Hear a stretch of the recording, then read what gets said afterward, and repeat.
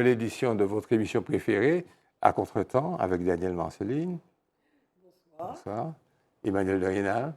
Bonsoir Gérard, bonsoir Daniel. Alors, nous serons, comme les trois mousquetaires, nous serons trois, mais ils étaient quatre. Hein. C'est la vieille blague que je fais à chaque fois. Et nous serons trois, réellement trois. Et avant de commencer l'émission, j'ai préparé un petit éditorial. Je vais le lire avec beaucoup d'emphase, beaucoup de style. Oui, alors nous découvrons. Oui, je vous dis la chose suivante. J'ai l'immense plaisir, je parle aux auditeurs et puis à mes partenaires aussi, j'ai l'immense plaisir et le privilège chaque semaine de plonger dans les profondeurs de la connaissance, de découvrir les riches intersections de l'histoire, de la culture, de la science et des arts, puis de les partager avec vous. Mes petits camarades ont tout autant que moi, ce sont de grandes personnes, hein, attention, M. Emmanuel de Rhénal, Mme le bâtonnier Marceline, mais ce sont mes petits camarades quand même. Mes petits camarades ont tout autant que moi la pure joie d'apprendre et la ferme croyance dans le pouvoir de la connaissance pour transformer le monde. Ambition, c'est vrai, peut-être un peu démesurée. Notre souhait est de rendre la compréhension accessible et engageante pour tous, de plonger dans les profondeurs, de découvrir les riches intersections de l'histoire, de la culture, de la science et des arts, puis de les partager avec vous de la manière la plus simple et respectueuse de vos opinions différentes. Ça mérite un jingle.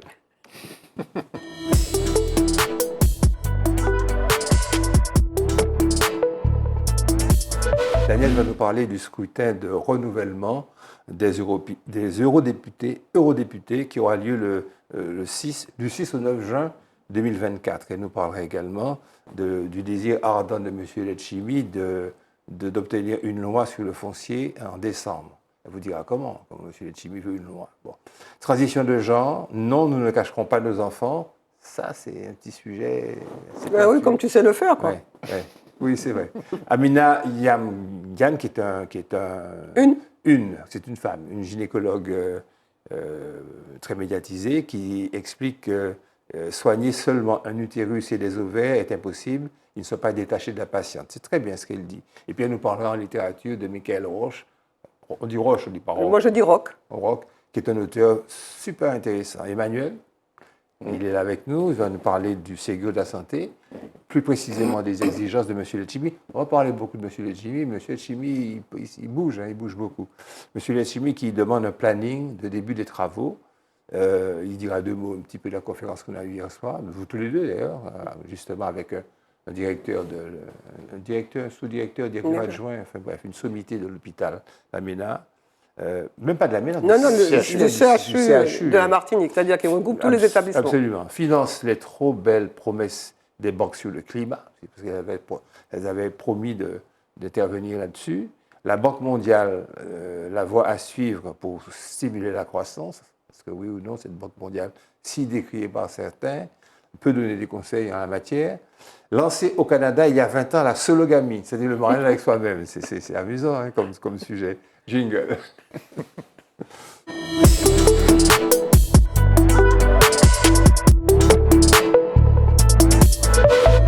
Alors, les élections européennes, cette assemblée supranationale qui a été créée en mars 1957 est renouvelée tous les 5 ans. Elle ne cesse de gagner en pouvoir politique, ce qui se traduit au quotidien par des décisions qui affectent notre vie.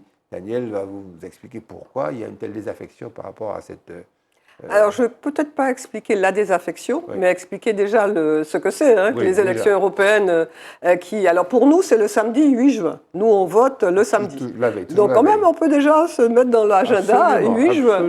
8 juin, et on n'a pas toujours voté pour élire les députés européens. Fut un temps, ils n'étaient pas élus. Donc, c'est quand même un progrès de la démocratie de voir que les citoyens de tous les États européens qui composent l'Union européenne peuvent élire leurs représentants.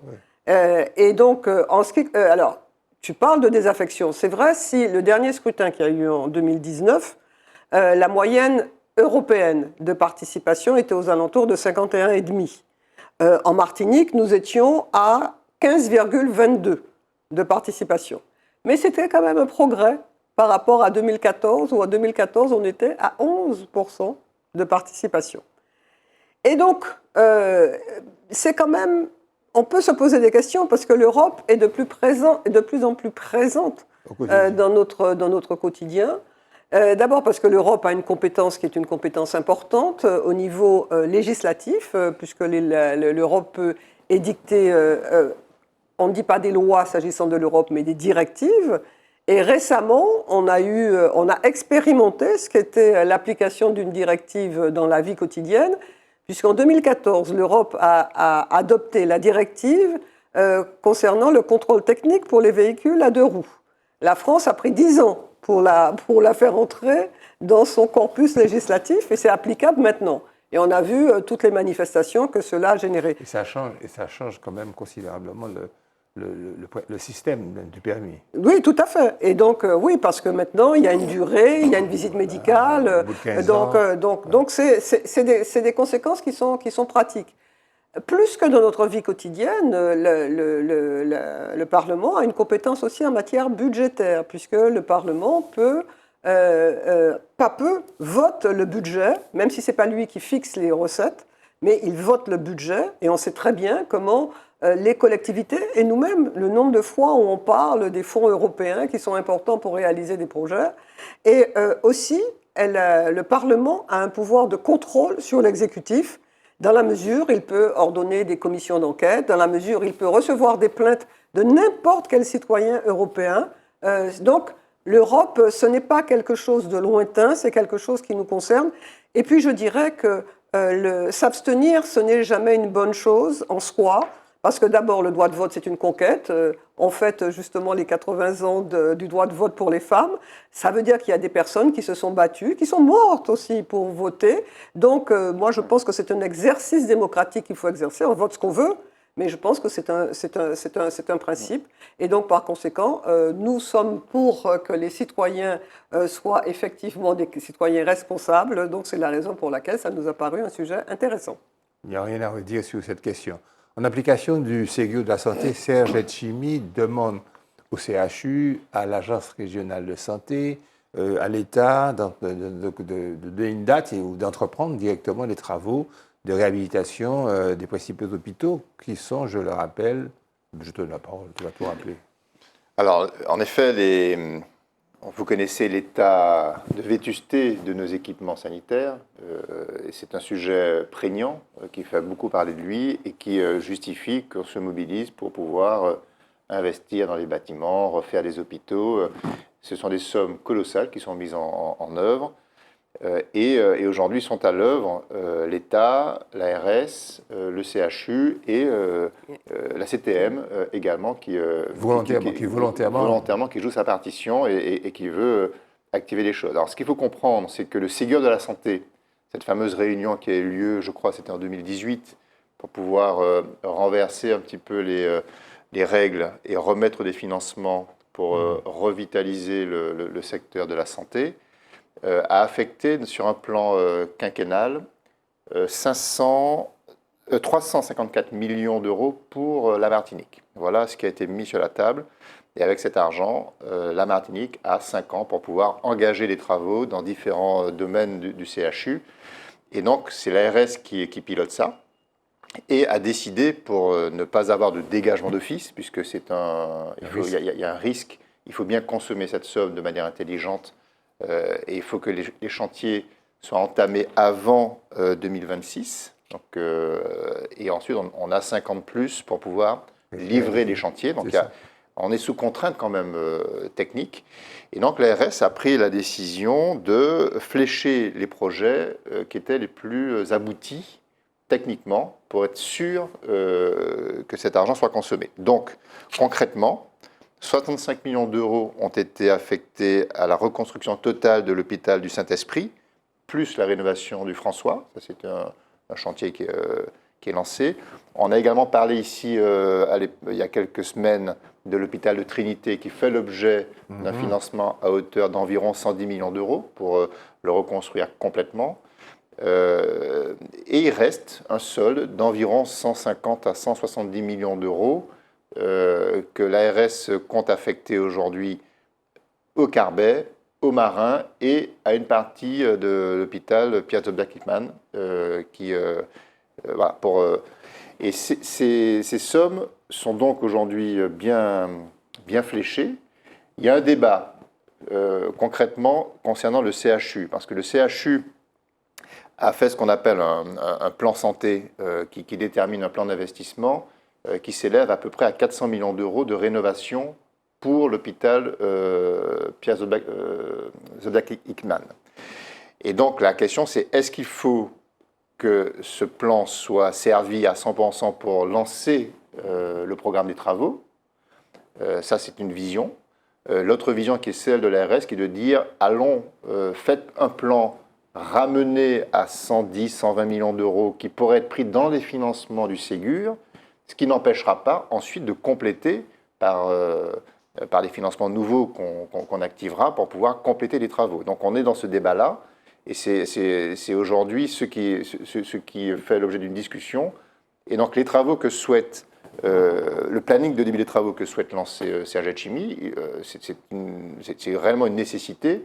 Simplement, il faut le faire, à mon sens, dans le cadre du projet ramené aux 110 millions d'euros du Ségur, pour être sûr de les consommer, puisque si on reste sur la volonté d'avoir un planning de travaux à hauteur des 400 millions d'euros, qui est le plan global, on prend le risque de sortir de ce financement du Ségur. Donc voilà le débat. Donc je pense que finalement les bonnes volontés se mettent en faveur de cette vision-là. Et ce qui est intéressant de noter, c'est qu'il y a une relative unanimité, une bonne coordination pour que ces travaux soient menés. Et puis j'en profite quand même pour vous dire le ressenti que j'ai eu suite à une conférence qui a été organisée par Tous Créoles hier avec le directeur, un des directeurs du CHU, qui est Rodrigue Alexander, qui nous a fait une conférence magnifique. C'était le titre. C'était CHU vers un hôpital numérique. Et donc, qui a renversé l'assistance et qui a démontré qu'en 2 ans de cette nouvelle gouvernance autour de Jérôme Le Brière et de ses équipes de direction, il y a vraiment un plan d'action fort qui est mis en œuvre. Il y a des transformations qui sont à l'œuvre aujourd'hui.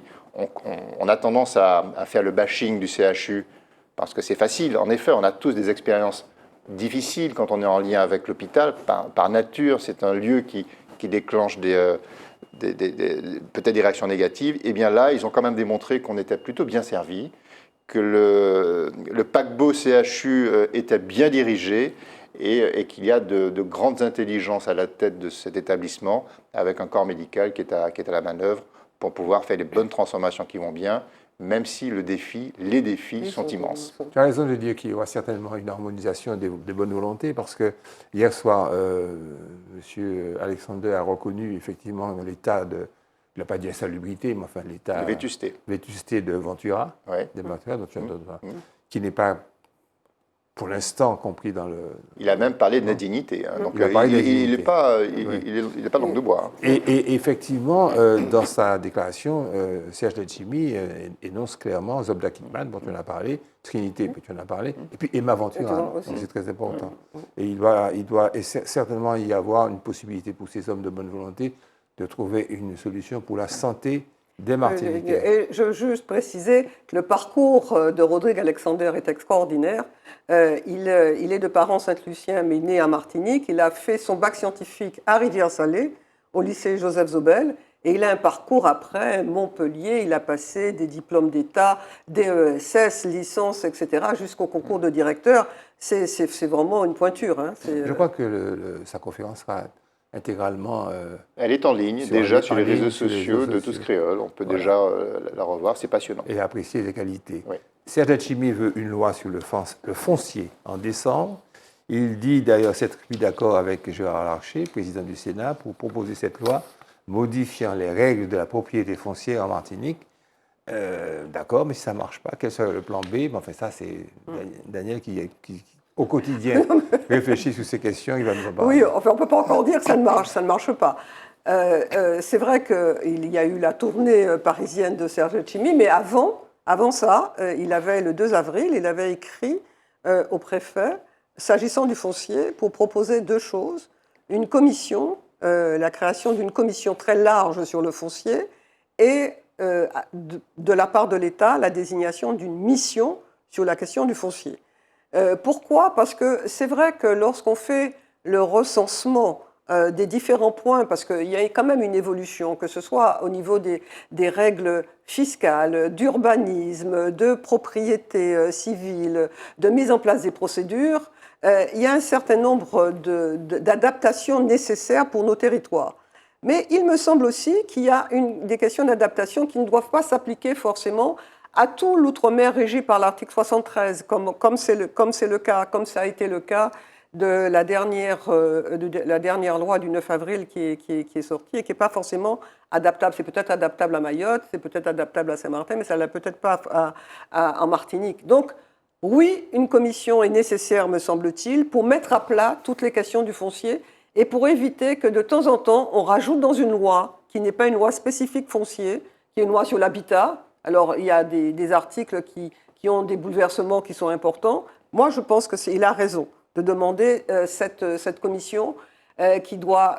donc, il y a l'État, la CTM, les administrations, les associations, les professionnels. Et puis la mission que l'État doit désigner quelqu'un. Alors, sur ces deux points, l'État a répondu oui. Et donc, en principe, dans quelques jours, on devrait avoir le nom de la personne chargée du foncier. Alors, est-ce que ces questions du foncier qu'elles nécessitent des adaptations réglementaires, c'est-à-dire par décret, législatives, c'est-à-dire par la loi? C'est évident. Est-ce qu'elles nécessiteraient une réforme constitutionnelle? Je n'en suis pas sûre. Moi, je pense qu'il y a un certain nombre de demandes. Encore une fois, il y a des changements qui sont nécessaires, mais l'important, c'est de faire ce recensement. Et je crois que c'est dans ce sens-là que de mettre tout le monde autour de la table pour recenser quels sont les problèmes, quelles sont les propositions de solutions, et discutons-en ensemble, et après on voit quel est l'outil qu'on donne. La méthode me paraît bonne et nécessaire compte tenu de la situation actuelle du foncier à la Martinique. Les trop belles promesses des banques en matière de climat, notamment les promesses qui avaient été faites lors de la Glasgow Financial Alliance for Net Zero, initiative lancée en 2021 lors de la COP26, c'est toi. Oui, c'était même un peu plus tôt, je crois. Enfin, l'initiative avait démarré dès 2018 et puis entériné effectivement lors de la COP26. Bon, d'abord, c'est face au grand risque de bouleversement planétaire lié au réchauffement climatique. Eh bien, le système financier mondial s'est coalisé pour mobiliser pas moins, alors je vais citer le chiffre parce que c'est impressionnant, pour affecter pas moins de 130 000 milliards d'euros, je redis parce que c'est vertigineux, 130 milliards d'euros, pour réduire les émissions de CO2 et participer à la transition énergétique de la planète. Donc ça veut dire, alors, ce sont des prêts, ce sont des financements, ce sont des moyens colossaux où les banques qui rejoignent ce collectif, alors c'est un collectif c'est une alliance qui s'appelle le Glasgow Net Zero. Donc on adhère à ce collectif quand on est établissement bancaire et on s'engage à un certain nombre de pratiques et notamment de privilégier les financements sur des activités vertueuses en matière énergétique. Et donc à partir de là, faire en sorte que la finance pèse de manière concrète sur l'état de la planète. En d'autres termes, pour dire les choses aussi simplement, parce que c'est arrêter de privilégier les énergies fossiles. En gros, c'est ça. En gros, c'est ça. C'est-à-dire privilégier les dossiers qui activent des énergies renouvelables et pénaliser les projets qui activent des énergies fossiles. Ça, c'est le projet, la volonté de départ.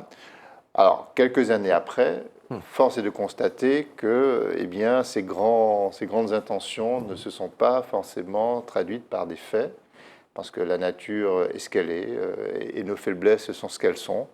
Et donc, maintenant, regardons froidement le résultat. Alors, en effet, le financement des projets d'énergie fossile a globalement baissé, à hauteur de 20%, selon les données mondiales de financement. Mais on se rend compte que les banques qui font partie du collectif n'ont pas plus baissé le financement des énergies que celles qui n'avaient rien promis. Voilà, donc on est dans un jeu à somme nulle, et donc ça c'est un peu désespérant. Donc Les engagements ne sont pas à la hauteur des actions, ça c'est le premier point, ça c'est clairement ça. Voilà. La deuxième chose, c'est qu'on se rend bien compte que des établissements bancaires, alors certains ont fait des efforts, d'autres moins, mais une bonne partie des établissements bancaires qui sont rentrés dans le Glasgow Net Zero l'ont fait pour des raisons de greenwashing, c'est-à-dire pour verdir leur image. Et ça, c'est un vrai poison. Le greenwashing, c'est quelque chose qu'il faut combattre réellement. Ça, c'est pernicieux, c'est très contre-productif. C'est une manière, finalement, de cacher par un drap vert une action négative. Donc, je préfère à la limite des gens qui disent franchement, je vais polluer, plutôt que de rentrer dans ce déguisement qui est assez honteux. Et ça, des établissements bancaires se sont livrés à ces mauvaises pratiques de greenwashing. Voilà. Et puis il y a beaucoup quand même, pour aller plus loin, des faits qui expliquent cette difficulté, parce que les grands financements de grands projets, ça prend du temps. Or, les objectifs de réduction sont des objectifs court terme aujourd'hui imposés par la planète. Et donc là, il y a une espèce d'incompatibilité qui fait que les résultats ne sont pas forcément non plus au rendez-vous du fait de cette distorsion entre les projets à long terme et les objectifs court terme.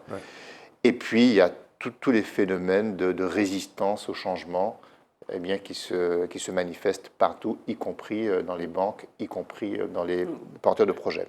Oui. N'oublions pas, on a déjà eu l'occasion d'en discuter, que quelquefois, sur la demande et la pression des associations qui saisissent les tribunaux, on a quelquefois des avancées pour pouvoir contraindre, comme tu dis, spontanément, effectivement, que ce soit les banques ou les grandes entreprises, mais quelquefois, l'action, c'est... On voit qu'il y a un commencement de pression qui est mis par les juridictions. Oui.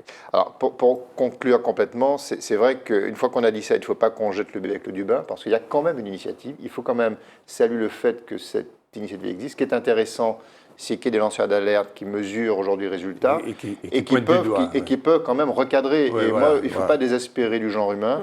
Et je pars du principe que l'instrument existe, les moyens sont mis sur la table, le bon sens fera... J'espère que dans la prochaine décade, on voit des résultats plus positifs sous la pression notamment de l'opinion publique.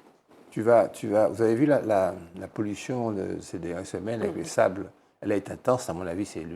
On a atteint le pic de pollution par le sable du désert. Bon, peut-être qu'ils vont finir par en comprendre, parce qu'ils sont tout autant que nous. Ah là, on est dans le dur, là, maintenant. Ça y est, c'est plus ça va chauffer, on est dans la fournaise. En tous les cas, l'économiste en chef de la Banque mondiale pour la région indique la voie à suivre pour stimuler la croissance en Amérique latine et dans les Caraïbes. Il a fait ça à l'occasion de la présentation d'une revue économique intitulée « Compétition, l'ingrédient manquant pour la croissance ». Je te laisse encore la parole. C'est vraiment le genre de sujet. Oui, alors sujet un peu technique. Alors, je vais essayer d'être le plus lisible possible, même si ce n'est pas toujours évident. Mais, ça sera possible. Mais globalement, on regarde comment la planète bouge dans ses économies, où sont les grandes régions du monde qui font de la croissance, où sont celles qui font de la décroissance. Bref, on mesure tout ça. Et aujourd'hui, il y a un focus qui est fait sur une région, qui est la grande région des Caraïbes et d'Amérique latine.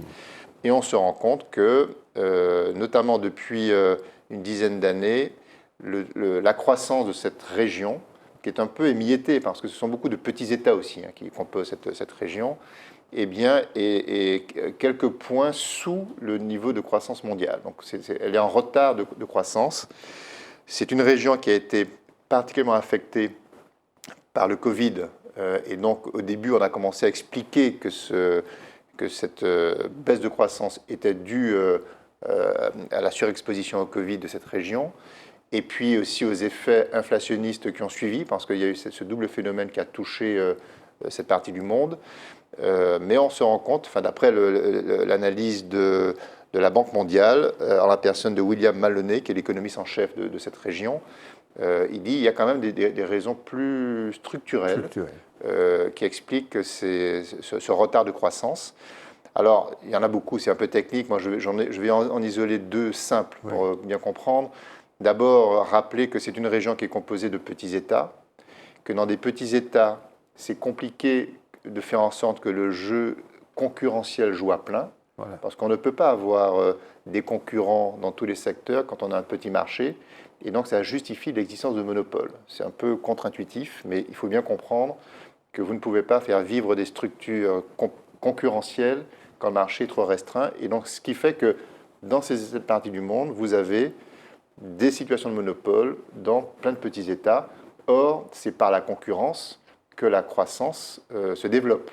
Donc, structurellement, ces États du monde sont gênés ne peuvent pas activer ce levier de la concurrence. Ça, c'est le premier point. Et puis le deuxième point, ce sont aussi des États du monde qui sont marqués par une violence forte et qui est communiquée dans le reste du monde, donc qui enclenche un regard très négatif en matière d'attractivité. Les taux d'agression sont très forts.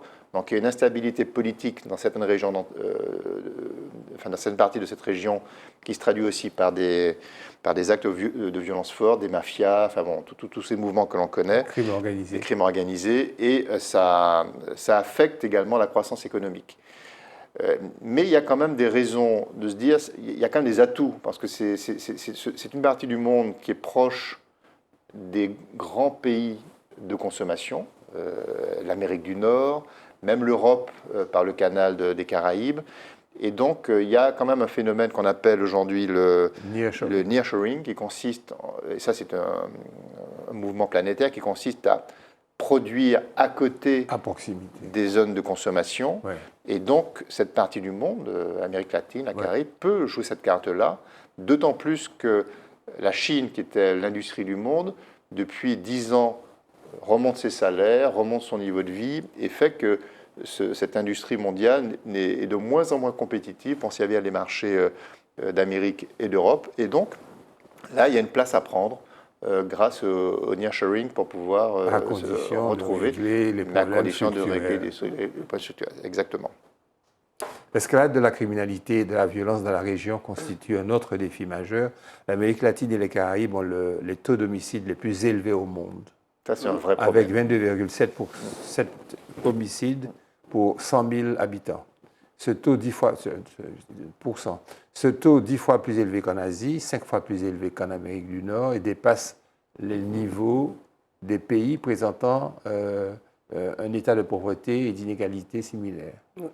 Le crime organisé qui se répand dans toute la région est considéré comme un facteur important de déperdition économique. On dit que quand le taux de criminalité diminue, la croissance augmente également. Ouais. Je pense qu'il faut aussi quand même ajouter que la criminalité dont on parle est très liée au trafic de stupéfiants et au trafic d'armes. Or, le trafic de stupéfiants, c'est pour la consommation des pays occidentaux en majorité, et la production d'armes est essentiellement vient essentiellement des États-Unis. Donc, il y a là, je veux dire, c'est comme une conséquence de pratiques et de comportements qui sont dans les grands pays. C'est comme le sable qui nous envahit ou les sargasses qui nous envahissent, elles ne viennent pas de nous. Enfin, nous tout petits, et puis nous, qu'après on fait, quoi. Jingle qu'on passe au thème de société.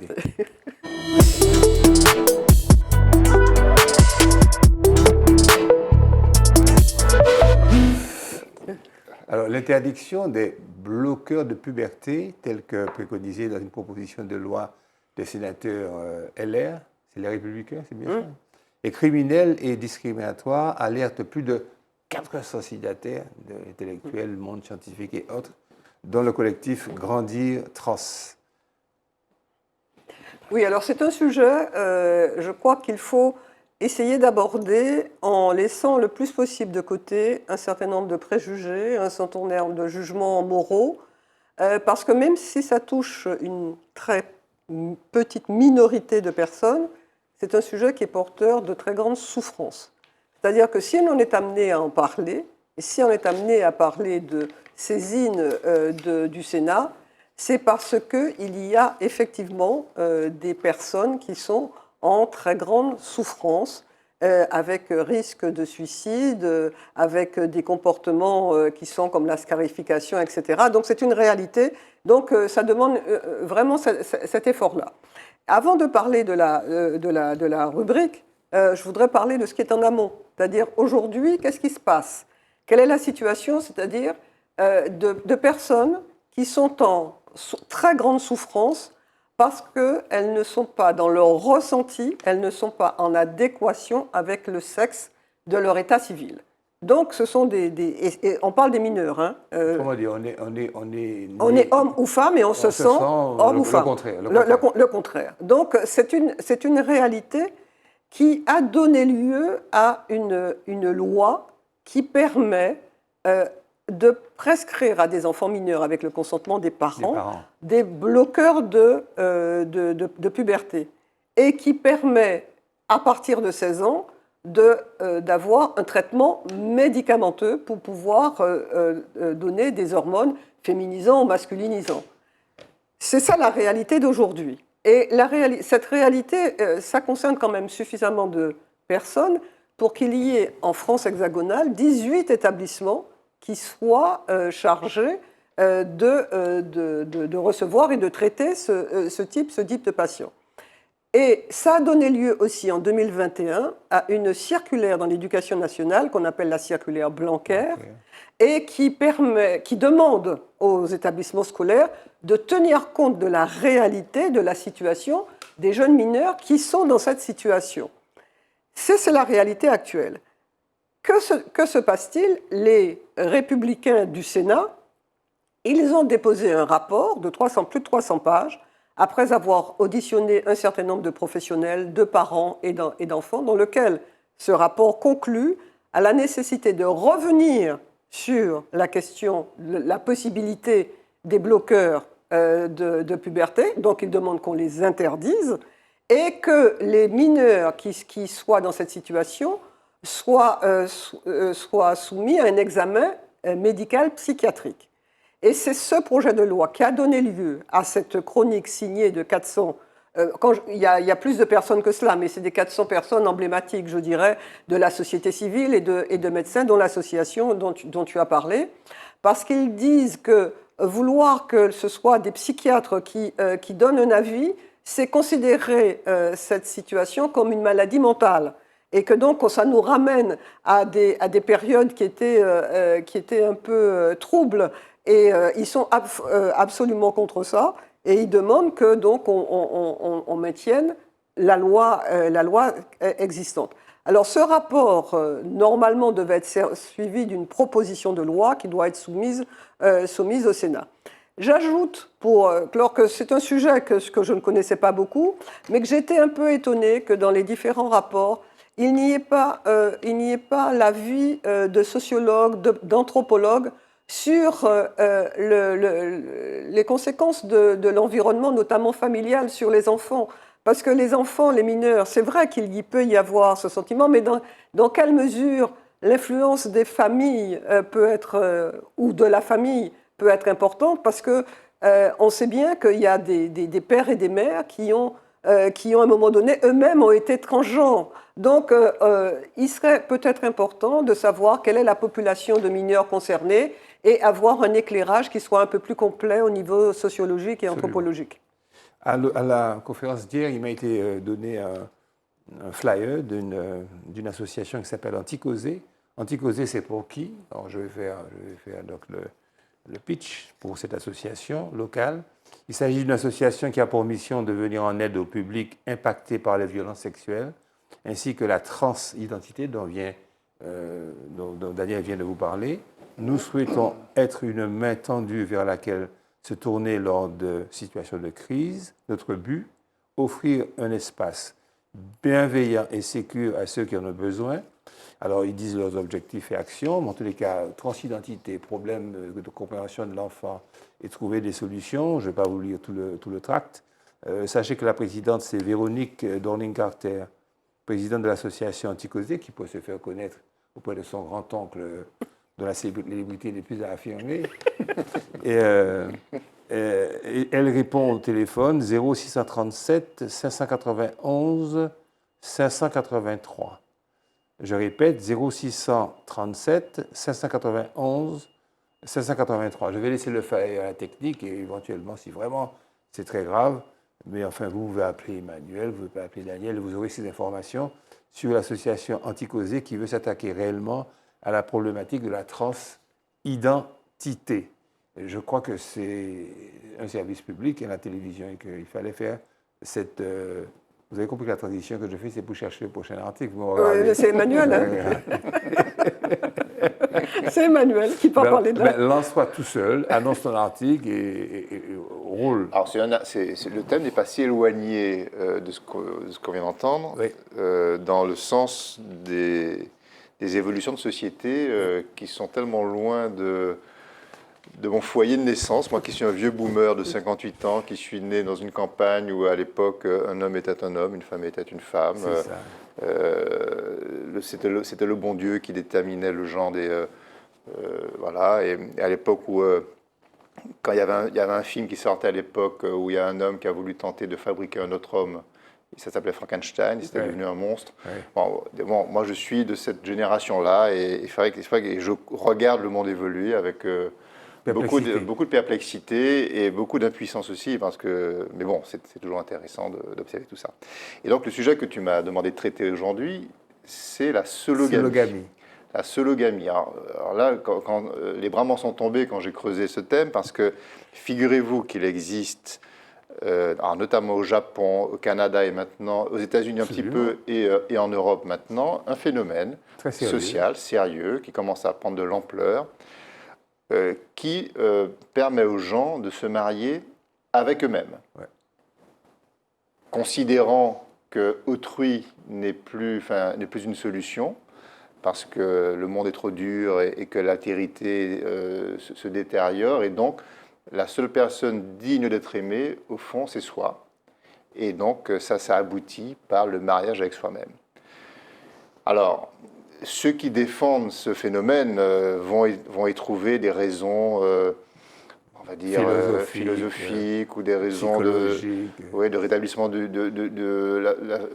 la valorisation de soi. Enfin, bon, moi, je suis très, très perplexe quand j'entends ça, parce que je me dis qu'il y a quelque chose de fondamentalement contre nature, dans la mesure où je suis celui qui a écrit Ubuntu, vous savez, où j'estime que l'humanité, l'être humain, n'existe que dans le lien qu'il établit à autrui. C'est ce que disait Édouard Glissant, l'identité de la relation. C'est ce que dit la religion quand on joue avec... l'altérité de l'autre, le principe d'amour. C'est même ce que dit la République quand elle détermine la démocratie qui doit tenir compte de la vie du plus grand nombre. Bref, le principe de l'humanité, c'est l'autre.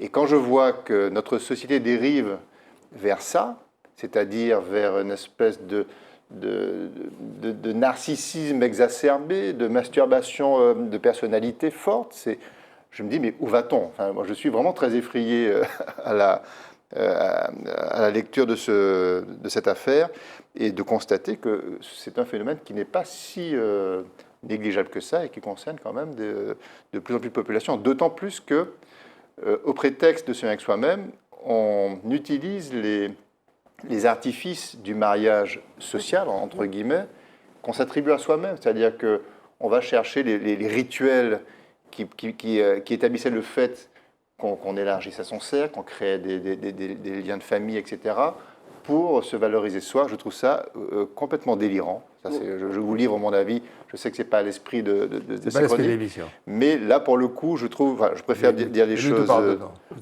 Non, mais on peut considérer que c'est un symptôme d'une société qui va mal. Hein. Exactement. C'est le symptôme d'une société qui va mal. C'est le symptôme d'une société qui joue le culte de soi, qui abandonne, je pense, son jeu collectif. Donc c'est important, il y a une traduction, qui abandonne ces notions de bien commun, ces notions d'enjeu collectif, qui abandonne aussi ces valeurs de démocratie, si on veut tirer le fil jusque-là.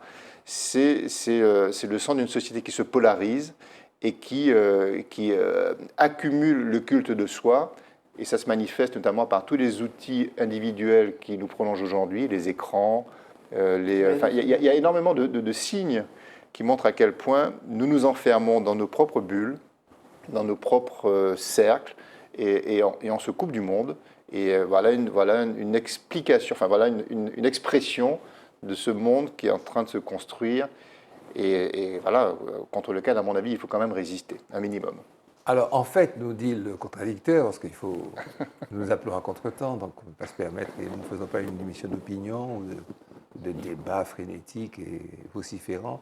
En fait, la sologamie peut être un premier pas vers la reconstruction, l'amour, l'acceptation et la célébration de soi, et non un dernier recours ou une finalité en raison d'une déception amoureuse ou en prévision d'un échec futur.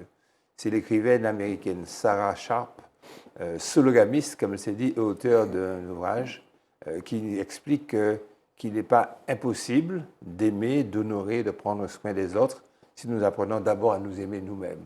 Bon, alors c'est une opinion, c'est une défense d'une chose étrange que je le reconnais, mais nous sommes dans un monde tellement étrange où les hommes se marient entre eux, où il n'y a pas une série française ou américaine, où il n'y a pas brusquement l'apparition du mari de l'un des protagonistes du film, ou l'épouse de l'héroïne du film, etc.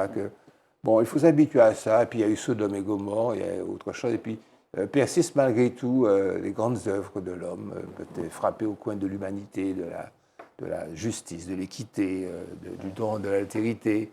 Bon, la vie qu'a roulé, quoi. Daniel, parle-nous de Amina Yamyan, une gynécologue obstétricienne qui publie Prendre soin des femmes, un livre dans lequel elle raconte comment, après avoir pris conscience elle-même d'avoir été une abuseuse, elle le dit, hein, ce sont ses propos, on voit sa photo d'ailleurs à l'écran, elle tente aujourd'hui de changer les pratiques, mais radicalement. Oui, alors, ce qu'elle explique, c'est que dans la formation médicale, c'était presque intrinsèque, la violence, parce que la violence gynécologique, ça se traduit par la façon dont on reçoit les femmes, la façon dont on pratique les examens médicaux et la façon, quelquefois, où ça peut aller jusqu'aux violences quasiment. Et elle donne des exemples. Bon, ça m'a frappé parce qu'au départ, si je peux comprendre la question de l'accueil.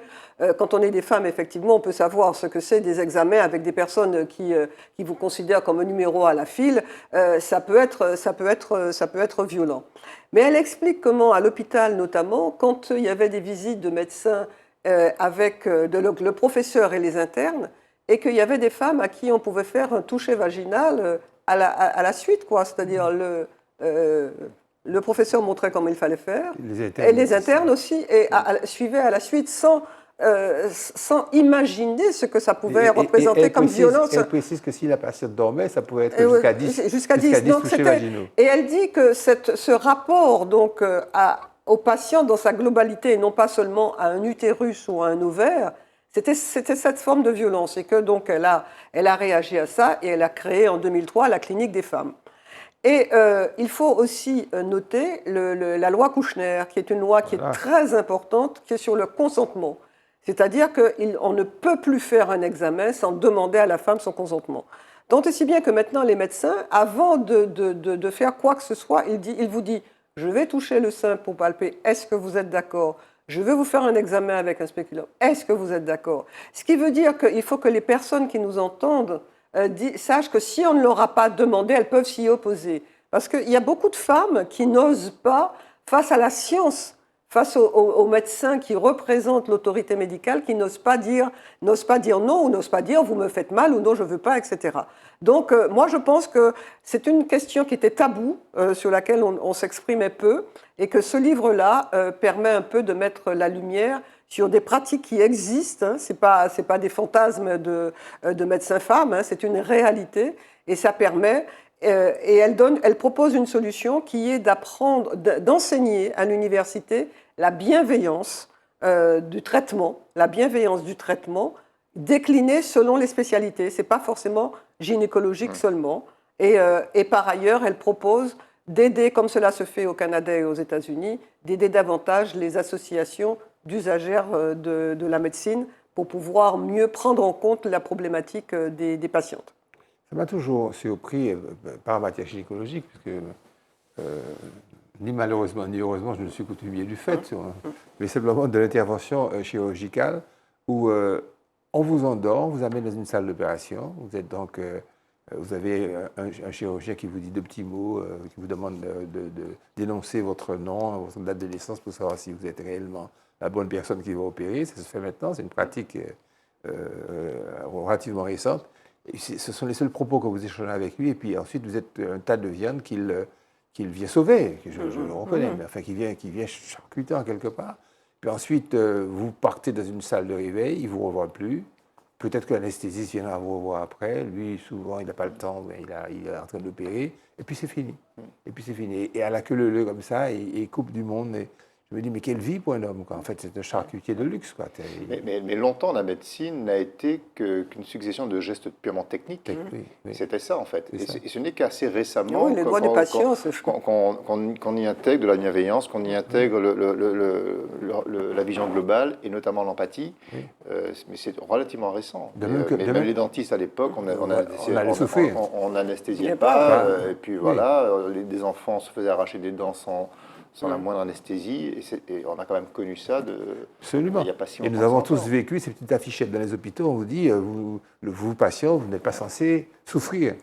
Faites savoir la douleur, c'était comme une sorte de révolution. La médecine n'est plus la souffrance. Bon, effectivement, ça a entraîné des conséquences peut-être contraires, l'addiction aux opiacés, les malades qui n'arrivent plus à supporter, à se détacher des antidouleurs, ben ça c'est un autre problème. Et comme dirait Kipling, c'est une autre histoire dont nous aurons l'occasion de parler. Si Dieu nous prête vie. Un petit jingle, passe à la culture, ce serait bien.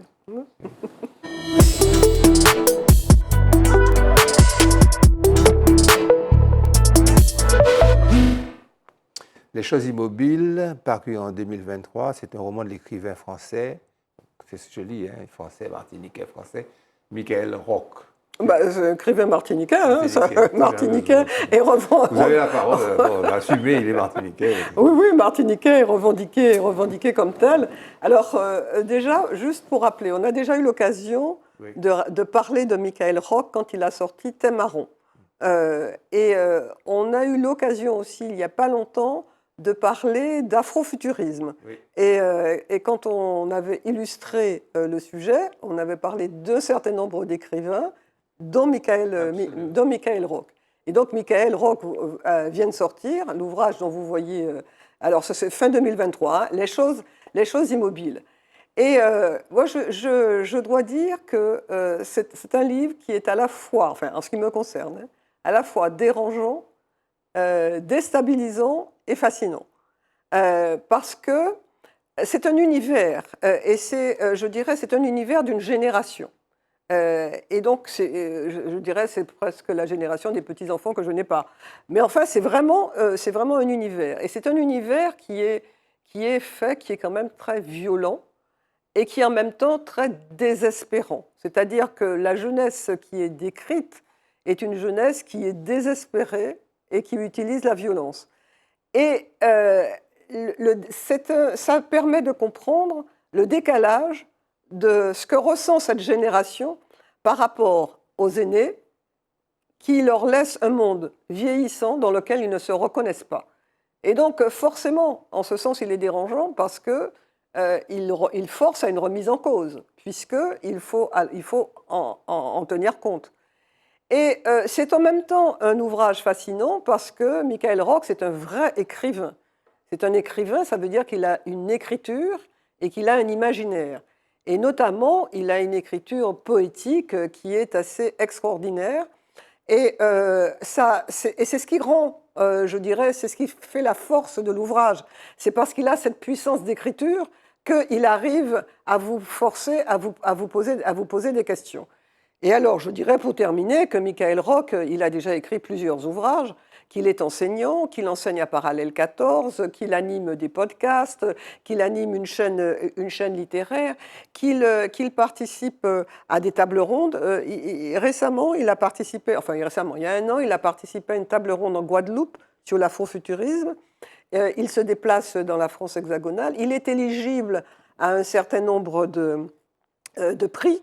Donc c'est un écrivain reconnu. Et les articles qui saluent la sortie des choses immobiles, ce sont des articles qui saluent la puissance d'écriture de Michael Roch. Donc, à la fois pour les amoureux de la littérature, mais pour tous ceux qui voudraient mieux comprendre la société martiniquaise, je recommande chaudement Les choses immobiles. Je n'ai pas lu le livre, mais j'ai compris que c'est superbe. C'est de très haut niveau. très rapidement, une citation, Michael Roche, d'un critique, signe un superbe récit qui allie la force des sentiments, des doutes, des peurs, à l'exigence d'une écriture réfléchie, travaillée, mais néanmoins fluide et accessible. Je le dis pour les professeurs, il faut que vos élèves disent ça. Vous allez tous se lire aussi autour de moi, mes chers élèves, chers amis, mes petits camarades de classe. Mais surtout, je pense à nos élus qui sont le nez dans le guidon et qui ont une dimension peut-être concrète et réaliste de l'hôpital, des plans, du développement, mais qui en quelque part devraient avoir cette idée vue par un jeune d'une société, comme tu dis, qui perd ses valeurs, mais qui en même temps conserve... Qui ne leur donne pas d'envie d'y vivre. C'est-à-dire que la modernité, qui peut représenter tout ce qui est matériel, etc., ce n'est pas suffisant. Il leur faut des raisons de vivre, des raisons d'être heureux. Et ça, ils ne la retrouvent pas à l'heure actuelle. Écoutez, nous avons, je crois, performé une fois de plus. Il n'y a pas un petit machin musique, là? Laissez-moi mener mon émission, s'il vous plaît. Et je vous salue. Et en finale, vous allez entendre une chanson traditionnelle, devenue traditionnelle maintenant. Vous allez l'écouter pendant un certain temps, bien 2 minutes, et vous verrez que vous allez la chanter ce soir avant de dormir. Vous allez au réveil la chanter encore. Ça s'appelle la prégnance musicale. Quelque chose un air qu'on entend et puis qui ne vous lâche pas. À très bientôt.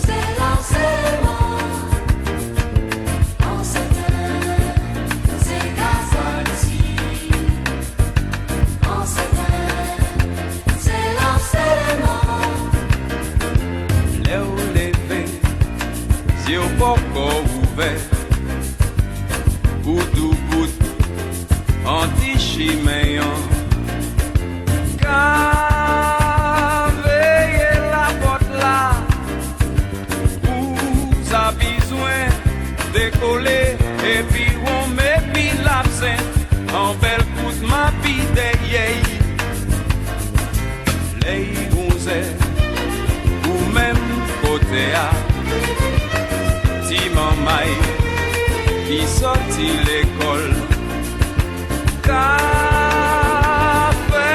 et puis pas ni rien, yo pas fait pour tirer en fond tout, mais ça passe bien rien.